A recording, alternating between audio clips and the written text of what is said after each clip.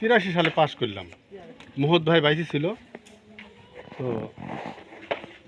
সেই সময় ভাইয়ের হঠাৎ করে একটা এই যে অ্যাপেন্ডিক্স নাড়ি বাড়া, যেটা এই রোগটা হলো, ওই সেই সময় এই নাড়ি বাড়ার রোগের চিকিৎসা ছিল। তো ভাই ওইভাবেই মানে দিনের পর দিন আস্তে আস্তে রোগটা বৃদ্ধি হয়ে নাড়ি ফাইটে মারা গেল। যখন মারা গেল, আমাদের এই সমাজ তখন ছিল না, এই মণ্ডলপাড়ায় কোনো সমাজ ছিল না। তো যাক, তারপরে ভাইয়েরা একটু আধটু যা বলতো, সাদের ভাই ছিল, নাসির ভাই ছিল, এরা সবাই মিলে নিয়ে একটা চলতো কোন রকমে। তো আমি এসএসসি পরীক্ষা দিয়ে আসলাম, আসার পর পাড়ায় একটা মিটিং বসল। তো ওই মিটিংয়ে এখন এই সমাজ পরিচালনা করতে হবে। আরেকটা সমস্যা দেখা দিল যে আমরা এইখানে সভা দেব, হাসেমের বাড়ির ওইখানে সভাটা দিব।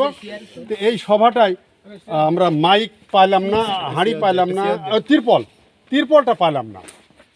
তো রেজাউল মাস্টার এই তিরপল দিল না, তো খুব খারাপ লাগলো। তো যাক, মিটিং এই পারপাসে মিটিং বসলো কদমতলায়। বসাতে দায়িত্বটা আমাকে দিল। আমি ম্যাট্রিক পরীক্ষা দিয়ে আসলাম সেই সময়।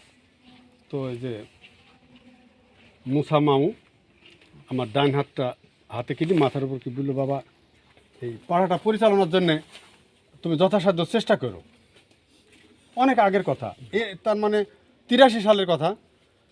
তখন অনেকে জন্ম হয়নি ছেলেপিলে, আর আমার ভাইরা তো সব আছি। তো এই এক অবস্থায় যা হোক, আমি ওইটা খুব কষ্ট পাইলাম যে আমাদের তিরপলটা দিল না। তারপর পাড়ার লোককে ডাইকি একটা মিটিং করা হলো যে তিরপল কিনতে হবে। তিরপল কিনা হলো। তারপরে এই প্লেটের ব্যবস্থাটা প্রত্যেক বাড়ি 20 টাকা কিনে নেওয়া, এই বাড়ি সবাই গিয়ে এই 20 টাকা কিনে নেওয়া হলো। তা আমার সাথে সহযোগী